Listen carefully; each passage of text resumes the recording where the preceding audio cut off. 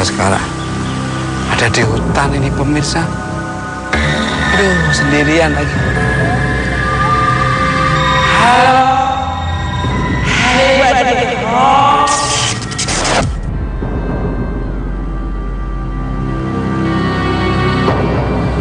Auranya sangat kuat sekali dan besar sekali.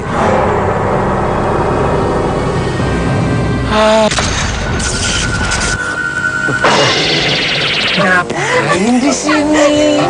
Kok Ustadz beda? Biasanya mana? Biasanya nggak bulat, ngantuk gini. Kayak Ustadz Danu dah. Alhamdulillah. Makin muda aja. Alhamdulillah. Tak perkirakan ukurannya usianya 63-an. Beda. Ini siapa ini? Wendy ya? Siapa ini? Oh, iya, saya paham nih. Mansur S. Sehat, Mas. Iya, udah Ramadan ini. Cepet banget ya, setahun ya. Alhamdulillah. Iya. Nah, pemirsa Mister Tuko Jalan dimanapun Anda berada, sekarang kita kembali lagi di Mister Tuko Jalan Ramadan ya. Dan kita sekarang bersama Ustadz Danu dan Ratna Anjani. Dan kita sekarang ada di daerah Cipaku, Sumedang. Cipaku, Sumedang. Nah, akan mengunjungi makam Prabu Aji Putih yang merupakan haji pertama di Sumedang. Seperti apa penelusuran saya bersama Ustadz Danu dan Mbak Ratna Anjani sekitar sejarah atau legenda perjalanan dari haji pertama di Sumedang. Ikut terus. Mister Tuko Jalan.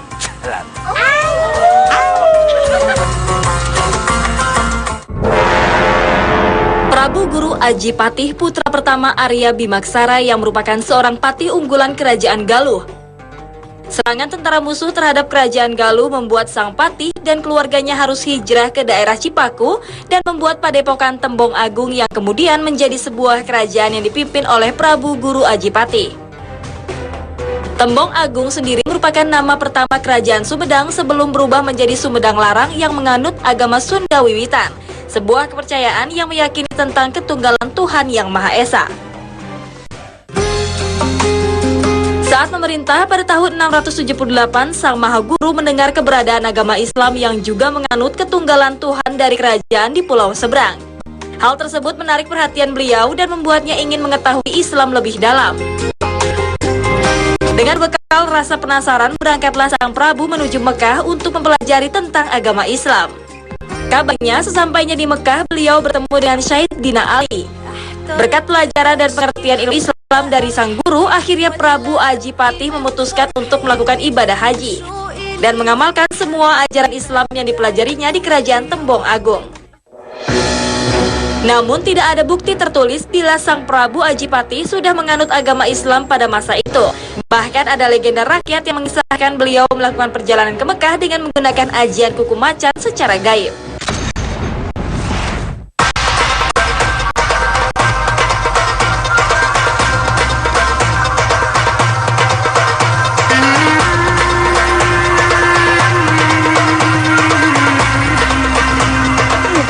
Waduh.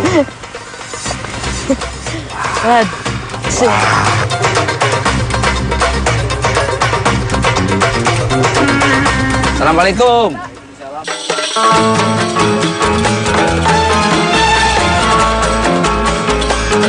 Dengan Bapak siapa? Kiwangsa. Pak Kiwangsa. Assalamualaikum, Bapak. Pak, bener ini makam Prabu Aji Putih? Betul. Katanya beliau merupakan haji pertama di Sumedang. Ya betul. Kalau menurut risalah bahwa itu sudah nama Aji Putihnya juga sudah punya filosofis. Aji itu ilmu, putih itu suci. Jadi beliau itu adalah leluhur yang mengajarkan ajaran tauhid, kesucian. Nama aslinya itu Rakean Surya Diwangsa.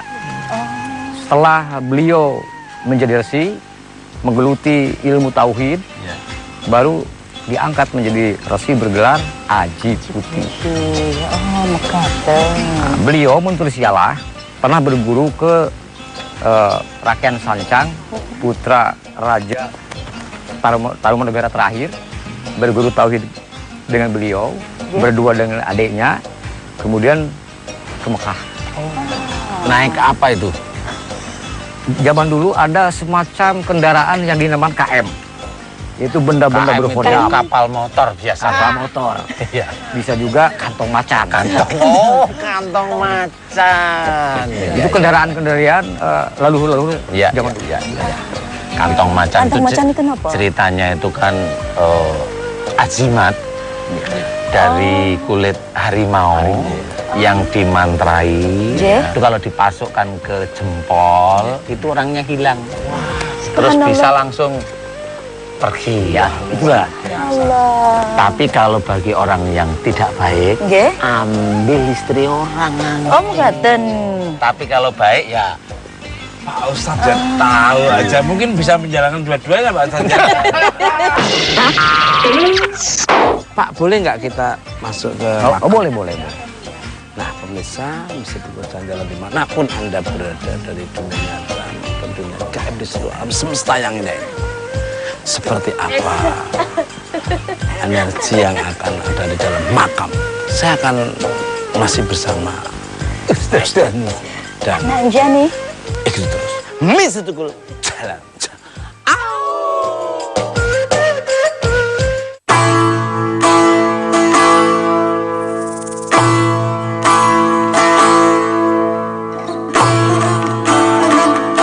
Nah, pemirsa Mister Tukul jalan dimanapun Anda berada, dari dunia nyata maupun dunia gaib di seluruh alam semesta yang indah ini. Saya sudah berada di dalam masih bersama Ustadz Danu dan Mbak Ratna serta Pak Kiwangsa. Nah, ini kenapa kok misalnya cuma satu, apa ada filosofinya? Ada, Mas Tukul. Filosofinya bahwa Tuhan itu satu. Pusara satu itu alif. Jadi pemahaman beliau terhadap tauhidnya itu dat salib tunggal. Nisan satu ini memang betul sudah ini Pak Bangsa. Maksudnya itu kalau Pak Bangsa tadi ada alif, kalau saya langsung tauhid.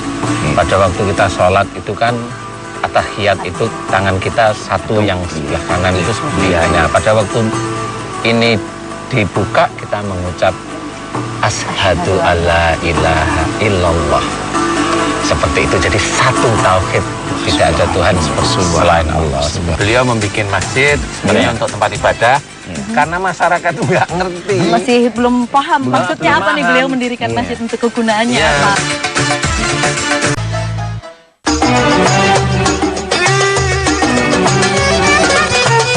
Nah, mohon maaf Pak. Iya. Jadi kan beliau ini sudah pernah pergi haji, tapi pada saat beliau sebelum masuk Islam. Nah, itu pripun nih Pak? Atau bagaimana nih Pak? Kalau menurut cerita para leluhur orang tua, bahwa Haji Putih secara Islam melalui Sayyidina Ali. Dia sudah syahadat, udah dibawa ke sini. Nah, itu sudah Islam masuk di sana. Sudah syahadat. Cuman beberapa akidah yang dibawa ke sini kalimat-kalimat thayyibah seperti syahadat. Nah, terus diajak oleh Sayyidina Ali ke Mekah, ke makam Kanjeng Nabi. Jadi mungkin pandangan masyarakat sudah naik haji lah, kayak begitu. Kayak gitulah. Gimana Pak Ustadz kalau seperti ini? Kalau saya berpikirnya husnudon aja. Husnudon itu begini. Jadi bisa aja pada waktu beliau itu punya ajian kantong macan tadi, beliau ke sana lah. Karena dari beliau itu berburu ceritanya, itu ya sudah ke sana. Bisa aja ke sana, memang belum tentu naik haji, tapi bersahadat dulu, belajar lagi seperti itu. Jadi seperti umpamanya kan nggak bisa umpamanya, bukannya tidak bisa, maksudnya cerita itu kan ada yang dipenggal-penggal. Jadi taunya beliau itu haji pertama di Sumedang umpamanya di Jawa Barat umpamanya. Jadi kita nggak ngerti nih apakah beliau sudah Islam atau belum kan gitu. Bisa aja pada waktu ke sana beliau syahadat, dan beliau juga beberapa bulan atau beberapa ini beliau belajar tauhid, kemudian pas waktunya haji, beliau haji. Nah, ini husnudon saya biasa. Ini gara-gara tiger pet itu. Kantong macan. Ada juga nih Pak Ustadz, untuk memperkuat bahwa beliau sudah Islam. Iya. Di sini ada peninggalan. Karena ketika beliau untuk kembali ke tanah kelahiran, beliau diperintahkan membuat masjid. Masjid? Jadi di Gunung Masjid itu ada mitosnya di daerah sana. Terus membuat tempat-tempat wudhu 7 muara. Cuman gagal karena ya asing menurut masyarakat. Kok apa masjid gitu? Nah itu seperti itu gitu. Itu apa Ustaz? Iya betul, bisa aja karena mamanya beliau membuat masjid sebenarnya untuk tempat ibadah karena masyarakat itu nggak ngerti. Masih belum paham maksudnya apa nih beliau mendirikan masjid untuk kegunaannya apa? Karena biasanya umpamanya dulunya itu yang disembah-sembah umpamanya kayak matahari. Jadi pada waktu dibikin masjid itu juga bingung. Ini untuk apa? Gitu. Nah, luar biasa. Saya dengar orang Cipaku itu ada larangan untuk naik haji, itu gimana ceritanya? Menurut mitos begini Mas Tukul, Pak Ustadz, ya Bu, ada hal penafsiran masyarakat salah. Bukan berarti beliau itu melarang naik haji. Justru dia mewajibkan. Cuman waktu itu dia berpesan kepada anak cucunya, sebelum kalian selesai atau membantu tetangga yang masih telanjang tanpa sandang pangan, banyak yang susah, kamu jangan dulu berangkat ke Mekah. Cukup diwakilan kupaula, bahasa Indonesianya begitu. Beliau maksudnya, ya? Beliau gitu. Kecuali kalau sudah menjalankan ibadah dengan sesama manusia, tolong menolong, sosialnya tinggi, baru berangkat ke sana. Sempurnakanlah agamamu. Sebetulnya itu. Ada bagusnya juga. Dan nanti Pak Ustadz yang bisa menjabarkan. Kajian secara Pak Ustadz. Iya, sebenarnya sudah betul tadi. Jadi kalau mamanya lingkungan kita itu kurang mamanya. Jadi dia satu itu ada yang diberi kekayaan oleh Allah, kan umpamanya. Tapi kan di dalam Islam diceritakan wa fi amwalihim haqqul lisaili wal mahrum. Di antara hartamu itu ada hak untuk orang yang meminta dan orang yang tidak meminta. Kalau di sekitar ini ada orang yang seperti Pak Wangsa tadi cerita, ada yang beliau bilang telanjang itu sebenarnya kekurangan. Mungkin harfiahnya jadi, itu. tolonglah, bantulah sampai mereka semua itu nyaman hidupnya. Baru tadi sudah dijawab, barulah berangkat haji. Maksudnya seperti itu. Kesejahteraan sekup orang-orang sekitar itu Pak. Luar biasa sekali. Pak Ustadz, Ki Wangsa dan Mbak Rana. Senang sekali saya Pak jalan-jalan Mister Syukur Ramadan.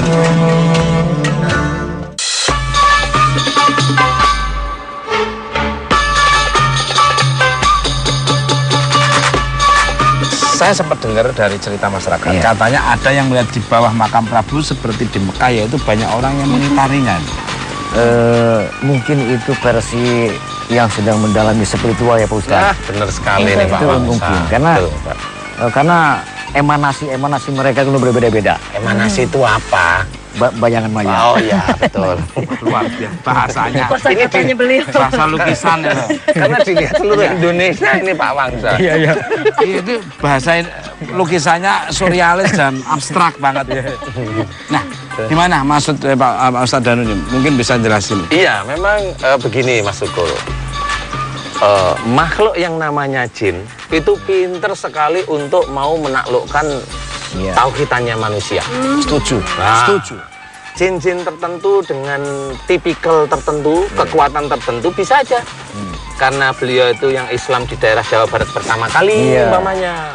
Jin itu kolaborasi ceritanya. Ayo, karena dia mumpung dia jadi haji pertama kali di daerah ini, ayo kita bikin di sini tuh seperti kalau orang-orang melihat itu ada Ka'bahnya. Kenapa? Nah, jin inilah nanti kalau orang melihat itu Ka'bah, di situ malah mereka berpikirnya bahwa nggak usah ke sana, langsung ke sini aja. Disitulah pada waktu itulah beliau tersesat. Setuju. Jadi gitu. Padahal belum tentu Prabu Haji Putih itu maunya seperti itu. Betul. Iya. Nah, kita gimana Pak Ustadz kalau kita berdoa dulu? Boleh. Mungkin Pak Ustadz. Boleh nanti paling tidak tata cara berdoa gimana saya kasih tahu. Oh, baca ini gitu ya.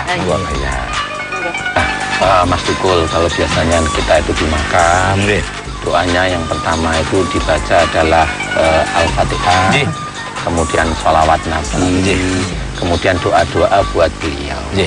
Kalau istilahnya ini itu laki-laki, nanti doa itu harus belakangnya istilahnya. Kalau perempuan baru ayo kita doa pertama Fatihah, kemudian sholawat Nabi, baru kita doakan. Oke. Bismillah.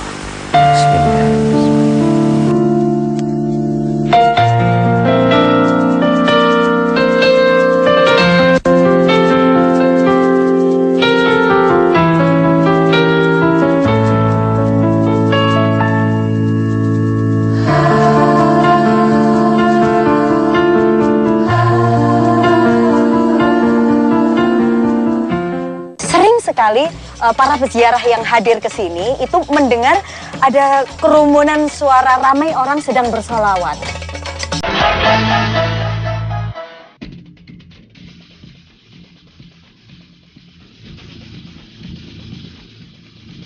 Begini Pak Ustadz, sama Mas Tukul, kami minta pandangan dari Mas Tukul, dari Pak Ustadz juga, dari Mbak, karena ini kan terkait Jati Gede, yang akan dikaramkan oleh Jati Gede ini 68 situs di sini, di antaranya ini. Nah, sementara masyarakat mempertahankan ini jangan dipindahkan, karena sesuai dengan undang-undang, cagar budaya. Juga karena mereka punya pandangan bahwa ini diyakini bahwa ini leluhur peninggalan sejarah, karena pendiri kerajaan Sumedang Larang awal ini beliau. Saya minta pandangan sama Pak Ustadz jangan sampai terjadi masyarakat itu perang seperti tragedi Priok. Nah, kita hindari itu. Minta pandangan dari Pak Ustadz sama Mas Tukul juga Mbak. Gimana Pak Ustadz? Gimana Pak Ustadz? Kalau menurut saya, kalau memang ini situs seperti halnya di luar negeri, situs-situs yang memang itu menjadi cagar budaya mereka, biasanya dilindungi, dilindungi. Kalau memang kita itu mau seperti itu, kita memang mau melindungi situs seperti ini juga istilahnya gambaran dari Islam pertamanya Raja Sumedang, kan seperti itu. Menurut saya masyarakat sini bertemulah dengan Bupati melalui Pak Lurah, melalui Pak Camat, ketemu sama Bupati, memohon agar ketemu sama Gubernur. Setelah dari Gubernur ini, nanti silahkan bisa ke istilahnya urusannya Menteri Dalam Negeri bisa disampaikan kepada Pak Presiden. Mudah-mudahan beliau ada solusi. Semuanya diserahkan sama Allah Ta'ala, kan seperti itu. Jadi bertahap ya Pak Ustadz ya. Dari RT, Lurah, Camat, Bupati, Gubernur, baru ke Mendagri, baru Pak Presiden. Jadi solusinya bagaimana yang baik dan masyarakat tidak usah berteriak-teriak memberikan berita-berita yang kayak kesannya nanti memprovokasi atau menghasut, supaya penyelesaiannya itu berbelit-belit malah tidak saling menguntungkan. Tidak kondusif juga, kita dengan musyawarah mufakat cari solusi yang elegan, yang cerdas dan cermat supaya saling menguntungkan kedua belah. Kemaslahatan semuanya. Benar. Kalau begitu Pak Bangsa, saya terima kasih. Sama-sama. Mudah-mudahan bermanfaat oleh pemirsa di seluruh alam semesta yang indah ini. Dan kalau ada tutur bahasa perilaku dari tim saya mohon maaf. Atur nuhun. Sami-sami. Nah, pemirsa Mister Tukul Jalan-Jalan dimanapun Anda berada dari dunia nyata maupun dunia gaib di seluruh alam semesta yang indah ini, kita sekarang akan menuju ke Pangeran Santri yang menurut sejarah merupakan raja pertama yang menyebarkan Islam di tanah Sumedang. Seperti apa tempatnya Pangeran Santri ini di daerah Sumedang? Itu terus Mister Tukul Jalan.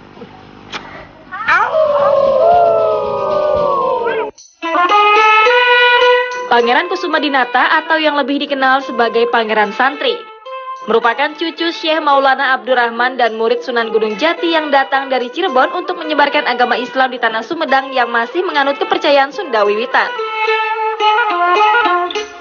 Pada tahun 1529, Pangeran Kusumadinata melakukan syiar Islam dengan pendekatan sosial dan kultur budaya. Di perjalanan menyebarkan syariat Islam, Sang Prabu bertemu dengan Ratu Pucuk Umun, yang merupakan penguasa negeri ini pada masa itu. Pangeran Kusumadinata pun memperkenalkan agama Islam pada keluarga kerajaan. Sang Ratu pun akhirnya masuk Islam dan dipinang oleh Sang Pangeran pada tahun 1530. Setelah 3 bulan menikah, Pangeran Kusuma Dinata diangkat menjadi Raja Sumedang dan diberi gelar Pangeran Santri. Namun ada versi lain yang mengatakan Ratu Pucuk Umun adalah seorang wanita keturunan Raja-Raja Sumedang Larang kuno yang merupakan seorang Sunda Muslimah. Beliau menikahi Pangeran Santri pada tahun 1505 sampai dengan 1579.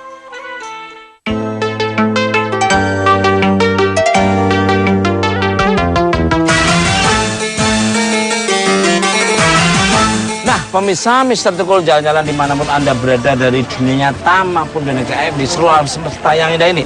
Ketemu lagi di Mr. Tukul jalan-jalan Ramadan bersama Ustaz dan Ratna Anjani. Nah, Mbak Ratna, apa yang mau disampaikan? Iya Mas, kan tadi siang kita sudah mengunjungi tempat bersejarah untuk masyarakat Sumedang tuh, tempat Raja Islam pertama, tapi berdasarkan versi cerita rakyat, ya Pak Ustadz. Terus saat ini kita berada di makam Raja Islam pertama, tapi ini yang berdasarkan catatan sejarah Pak Ustadz, Mas Tukul.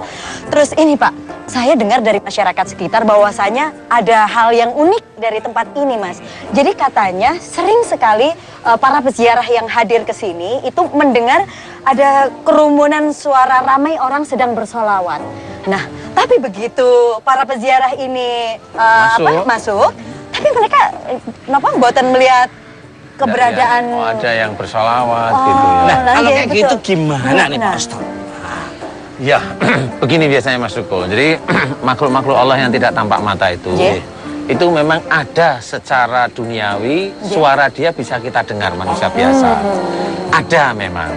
Nah, makhluk ini memang punya keistimewaan tertentu. Nah, karena memang keberadaan di sini adalah salah satu makam Raja Islam.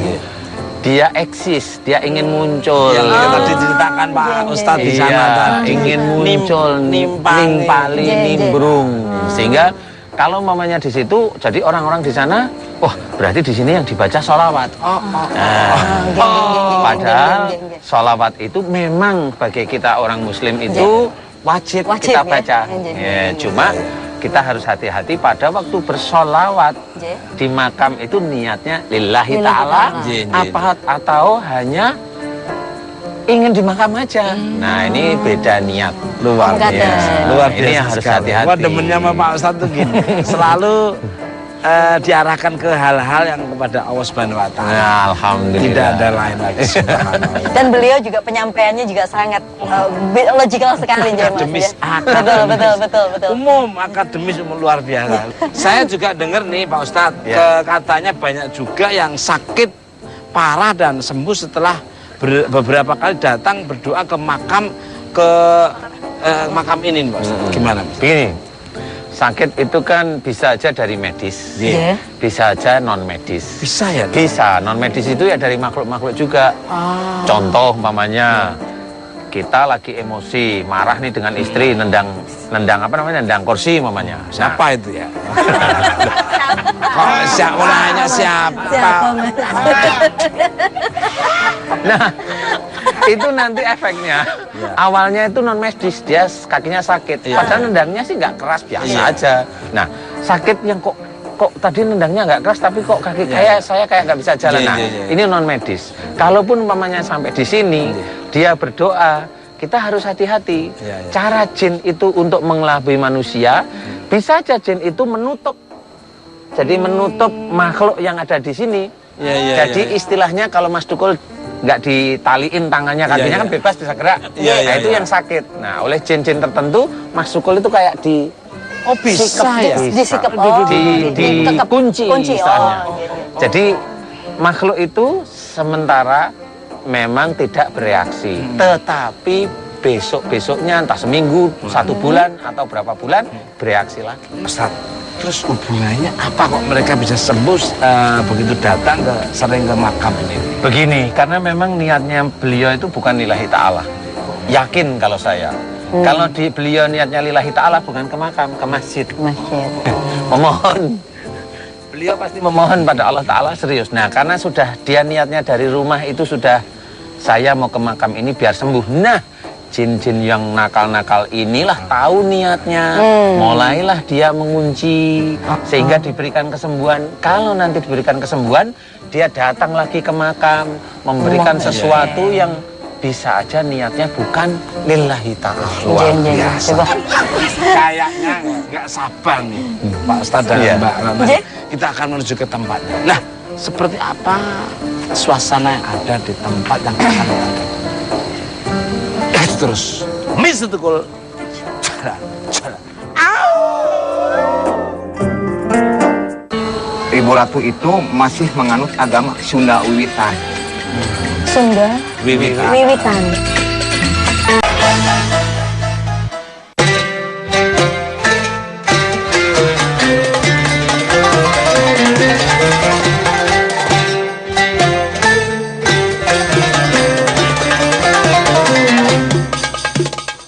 Assalamualaikum warahmatullahi wabarakatuh. Waalaikumsalam warahmatullahi wabarakatuh. Selamat datang di tempat rumahnya Leluhur Sumedang. Assalamualaikum. Ada sana. Nah, pemirsa, Mister Tiko jalan-jalan dimanapun Anda berada dari dunia nyata maupun dunia gaib di seluruh alam semesta yang indah ini. Masih bersama Mister Tiko jalan-jalan Ramadan dan masih bersama Ustadz Danu. Karena Anjani. Nah, kita mau nanya-nanya ke maaf dengan Bapak siapa? Abah Nana. Abah Nana nih, Abah Nana nih. Nah, ini apakah benar makam Pangeran Santri ini? Iya betul Ya. Pak. Nah, mungkin bisa diceritain Abah, saya nih gimana sih ceritanya Pangeran Santri bisa menyebarkan agama Islam di Sumedang? Monggo. Ya Pangeran Santri itu kan datang ke Sumedang, Nggih. bawa misi menyebarkan Islam di wilayah Kerajaan Semelangarang sampai ketemu sama Ibu Ratu Pucuk Umun. Ratu yang waktu itu selaku ratu yang ke-8 dari raja ke-1 Guru Di Eksekutif sini? di Sumedang Larang. Pangeran Santri ini memang orang Jawa Barat sendiri atau orang di luar? Iya, pendatang. Itu cucunya Sunan Gunung Jati Cirebon. Oh, cucu Sunan Gunung Jati. Sunan Gunung Jati disebut di sini, Mas Tugu. Ada korelasinya. Iya. Cucunya Mas Dubu. Kalau dari Mbak Arata Anjani mungkin ada yang perlu ditanya. Sewaktu Ratu Sumedang. beliau berdua bertemu, apakah sang ratu niku sudah dalam kondisi masuk Islam? Ya, Ibu Ratu itu masih menganut agama Sunda Wiwitan. Sunda Wiwitan. Wiwitan. Oh, Sunda kepercayaan Kejawen. begitu aja Pak? Iya, karena dari leluhurnya itu Guru Eksekutif. Jen. Nah, datanglah Pangeran Santri, Iya. beliau dipanggil, ya diundang Iya. ke keratonnya. Itu di Kutamaya dulu, daerah Penjeleran. Kalau di sini masih 1 kilo. Bekas kerajaan Ibu Ratu Pucuk Umun itu. Akhirnya Pangeran Santri menjelaskan misi beliau ke Sumedang itu bahwa ajaran Islam teh kayak apa gitu. Diterangkan. Oh, diterangkan nama Pangeran Santri itu. Pangeran Ya, Santri. kepada Ibu Ratu Pucuk Iya. Umun selaku penguasa. Iya. Akhirnya dia tertarik. Oh. Dan isinya juga sama dengan beda nama. Oh. Kalau yang santri namanya ajaran Islam, kalau Ibu Ratu mah masih agama Sunda Wiwitan. Akhirnya masuk Islam. Anjih Pak, jadi sewaktu beliau berdua mengikatkan diri dalam pernikahan, apakah kondisinya beliau berdua sudah dalam kondisi sebagai seorang Muslim atau sudah masuk Islam? Ya, Menikah atau menikah secara Islam lah Oh Pak? iya gitu.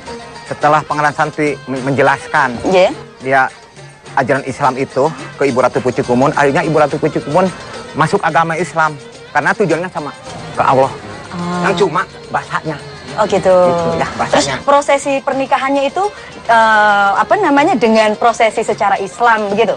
Iya, setelah masuk Islam baru dinikah. Oh, iya. Kalau Pak Ustadz gimana nih? Kalau dalam Islam pernikahan beda agama itu. Memang ada dalam Quran diceritakan seorang laki-laki muslim itu boleh menikahi wanita ahli kitab. Dalam Quran seperti itu. Jadi kalau wanita ahli kitab ini maksudnya adalah orang-orang wanita yang satu turunan dengan atau satu agama pada zamannya Nabi Isa. Jadi ahli kitab seperti itu boleh. Tetapi kita harus berpikir, boleh ini bukan terus dia mamanya ahli kitab ini terus boleh di Quran langsung dinikahi, nggak seperti itu caranya. Nah, di sini ada cerita laki-laki, kenapa yang di dalam Al-Quran ceritakan laki-laki muslim, kok bukan seorang wanita muslim menikah dengan laki-laki ahli kitab? Karena laki-laki muslim itu dia sebagai imam, bisa tanggung jawab. Nah, suatu ketika pada waktu ta'aruf ada pendekatan, kemudian dia tertarik dengan agama Islam, kemudian sebelum menikah sebenarnya dia juga harus masuk Islam.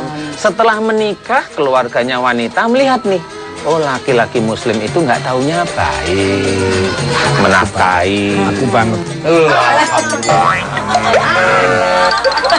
Jadi dengan dilihat dari keluarga wanita, laki-laki muslimnya ini baik, tanggung jawab dan sebagainya, barulah itu cara untuk menarik agama lain bahwa Islam itu sebenarnya menebarkan rahmatan lil alamin.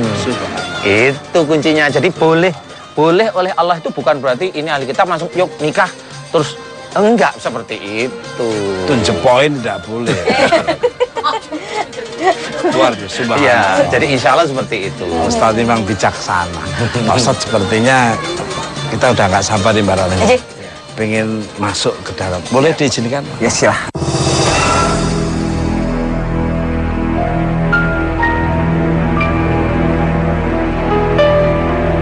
Maaf, ini akan kecil. Siapa? Ini Sini. Ini sini.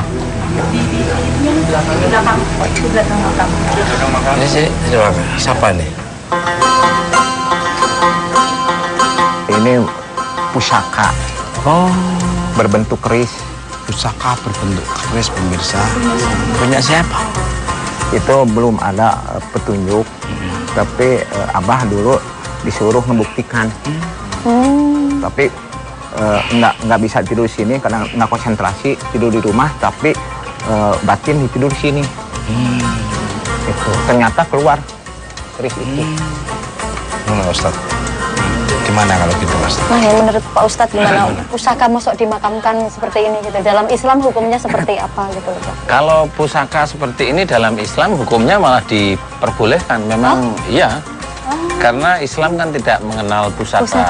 Ya, pusakanya tauhid. Kalau orang mukmin itu tauhid. Jadi pusakanya itu hanya Allah. Jadi tauhid istilahnya. Kalaupun ini zaman dulu wajar.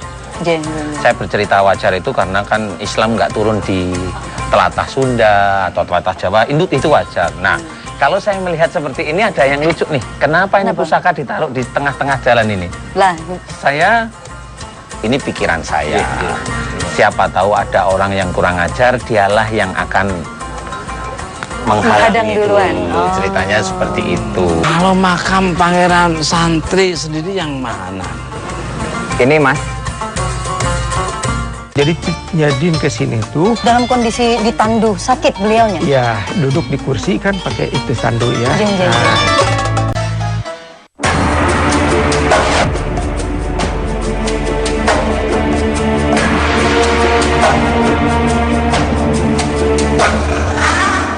Pak Nana, saya penasaran dengar pangeran santri ini seorang ulama besar, namun ketika sampai di Sumedang justru beliau mendapatkan gelar pangeran santri. Kok bisa nih? Monggo. ya.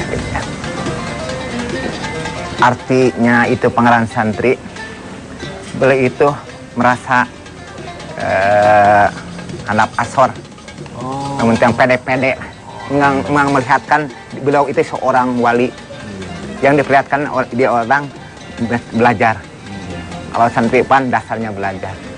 Itu Ustaz pemikirannya. Iya, memang betul. Memang kenapa kalau umpamanya dikatakan pangeran santri, salah satu ayat menceritakan wa ibadur rahmanil ladzina yamsuna 'alal ardi hauna, yang artinya dan hamba-hamba Allah yang dikasihi adalah orang-orang yang berjalan di muka bumi dengan rendah hati. Jadi berjalan di muka bumi itu, Allah itu sebenarnya bukan Allah. Orang ini di dunia itu ditinggikan oleh masyarakat. Tetapi dia tetap, karena dia kuncinya tetap taat pada Allah, dia tidak mau. Dia rendah hati. Iya, jadi pada waktu dipanggil pangeran santri, beliau nyaman-nyaman aja. Penting orang seneng. Yang penting orang seneng, dia tetap bisa syiar seperti itu. Luar biasa. Persuasif sekali.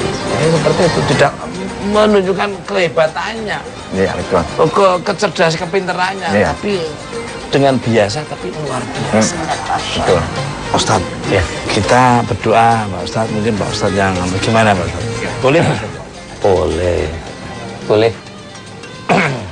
kita kalau doa yang pertama tetap baca Al-Fatihah, yang kedua sholawat Nabi, baru nanti doa buat beliau semua di sini. A'udzubillahiminasyaitonirrajim. Bismillahirrahmanirrahim. Alhamdulillahirabbil alamin.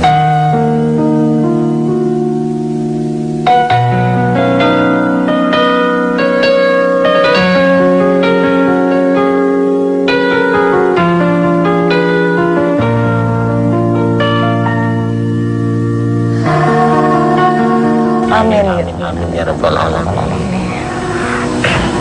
Nah, Pak Nanan, saya dan tim Mister Tukun Jalan mengucapkan terima kasih. Dan kalau ada tutur bahasa perilaku dari tim Mister Tukun Jalan kurang berkenan, kami mohon maaf. Dan mudah-mudahan bermanfaat oleh pemirsa di seluruh alam semesta yang indah ini. Terima kasih ya Pak Ustadz ya. Aduh, saya senang ya. Ya, ketemu sama-sama. sama Mas, sama Pak Ustadz, sama semua, sama kru dari Amin ya Pajok. rabbal alamin. Semoga Mas. dapat berkah dari Allah. Amin ya rabbal alamin. Mas, Ya. jadi kemarin sembari saya menantikan kehadiran panjenengan di Kota Sumedang, saya kan hadir duluan. Mama. Boten, saya sendiri kemarin. Iya. Jadi kebetulan kemarin saya sudah sempat jalan-jalan, Mas. Saya sempat napak tilas ke apa namanya, kediaman yang dulu Cut Nyadin pernah singgah dan sempat betul. Pernah. Sudah begitu, Mas. Saya juga kemarin sempat berziarah juga ke makamnya Cut Nyadin. Wah, ada di Sumedang. Betul. Luar biasa. Makanya sekali. sembari menantikan panjenengan kemarin saya sudah sempat pemirsa, jalan-jalan, bahagia sekali saya. Penasaran kan pemirsa? Nah, sebetulnya kita tuh mau menuju ke Masjid Tegal Kalong. Tapi sambil menuju ke Masjid Tegal Kalong kan perjalanan jauh. Gimana kalau kita lihat cuplikannya Mbak Rana Anjani ke tempat yang tadi sudah diceritakan. Seperti apa suasana? Kita lihat cuplikan.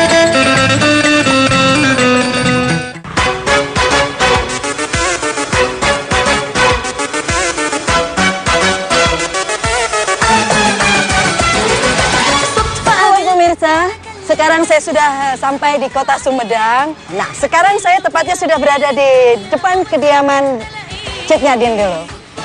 Pemirsa, ayo ikutin saya, kita telusuri lebih dalam.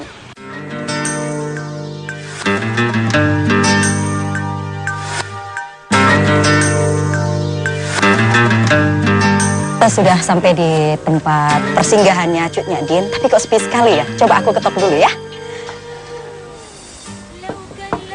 Assalamualaikum. Waalaikumsalam warahmatullahi wabarakatuh. Iya, saya Ratna. Mohon izin, saya mau menanyakan banyak hal mengenai rumah persinggahan daripada Cut Nyadin ini. Ya silakan masuk. Terima kasih. Ya, silakan Pak Ratna. Mangga. Iya, nuhun Pak. Yeah. Boleh nggak minta tolong Bapak ceritakan dulu bagaimana jalan ceritanya kok sampai beliau bisa hadir di kediaman sini, Pak? Ya, ini menurut cerita dari kakek moyang saya ya, yang pemilik rumah ini, namanya Pak Kiai Haji Ilyas. Pak Haji Ilyas, oke. Istrinya, berarti uyut saya itu, yang saya itu Hajah Solehah. Beliau Cut Nyadin adanya di rumah sini itu, dia kan seolah-olah dibuang sama POC Belanda ya, dari Aceh ke Jakarta. Dari Jakarta kurang lebih katanya 1 bulan. Baratnya udah 1 bulan itu terdengar oleh masyarakat Aceh yang ada di Jakarta. Dia cerita sama masyarakat yang Jakarta, ada yang masyarakat Makassar, ada masyarakat Jawa, Sunda. Nah, itulah Cut Nyadin. Tolonglah kita bantu bebaskan. Nah, Belanda mendengar cerita itu. Wah, jangan-jangan Cut Nyadin mau dibebaskan. Nah, diputuskan oleh VOC, kalau begitu kita buang lagi, jangan ada di Jakarta. Kemana? Ada 3 syarat permintaan. Pertama, harus jauh dari pelabuhan udara. Kedua, harus jauh dari pelabuhan laut. Ketiga, jangan di tempat yang ramai, di kota. Ya, dipilihlah Sumedang, karena Sumedang itu waktu itu belum jadi kabupaten, masih sepi, masih daerah kecil, jalan ya? Belum masuk mobil, belum masuk kendaraan, dipilihlah Sumedang. Oh, terus beliau pada saat hadir di kediaman sini, Pak, itu kondisi beliau dalam kondisi seperti apa, Pak? Cut Nyadin waktu tiba di Sumedang itu, Pak Kiai Ilyas dengan Bapak Bupati Pangeran Suratmajaya itu sebelum ke kantor kan suka ngobrol dulu lah di depan rumah sini ya. Di depan teras ya, rumah, di depan teras tadi. ini ya. Baru mungkin seperempat jam setengah jam baru dia pergi kantor ya Pak Bupati itu. Kantor Bupati. Nah, lagi ngobrol pakai jelas dengan Pak Bupati Pangeran Suratmajaya itu tiba-tiba ada rombongan kurang lebih katanya antara 5-9 orang ya. Itu ada yang ditandu. Terus tanya itu nanyain ke sini, Pak, tempat bupati di mana, tempat lembaga pemasyarakatan penjara Sumedang di mana? Apa ada itu? Ini katanya Pak ada titipan. Ini istri dari Jakarta untuk dititipkan di rumah tahanan penjara Sumedang. Nah itu. Loh, nah akhirnya pakai Haji Ilyas karena dia selaku ulama, selaku imam besar Masjid Agung, selaku bupati. Nah yang nama perempuan, tolonglah daripada kebijakan lebih baik di rumah sini aja. Jadi jangan kesana, dipanggil. Akhirnya ya dari ke sini. Nah datanya dari mana? Saya dari Jakarta Pak. Ini ditandu, jadi nyadin ke sini tuh. Dalam kondisi ditandu, sakit beliaunya? Ya duduk di kursi kan pakai itu tandu ya. Nah itu sakit, udah nggak melihat waktu itu dalam keadaan sakit. Wow, nah itu siapa ini gitu ya, ditanya ini siapa ini? Ini bukan taunya kita sekarang Cut Nyadin ya. Pada saat itu beliau namanya Ibu Perbu. Ibu Perbu. Kalau bahasa Ibu Perbu niku artinya apa Pak? Ya orang Sumedang tuh Ibu Prabu. Ibu yang Prabu, ibu yang di Pertuan ya, Agung yang lah di Pertuan ya. Agung. Kalau ada pemberian dari masyarakat, Cut Nyadin tuh suka menanya, ini dari siapa? Oh gitu? Begitu selesai khutbah, langsung setiap pintu diserang. Disitulah terjadi yang namanya banjir darah. Jadi kalau mau doa nggak perlu melalui media musyrik kami ya Allah, ampuni dosa musyrik kami ya Allah, lepaskan ilmu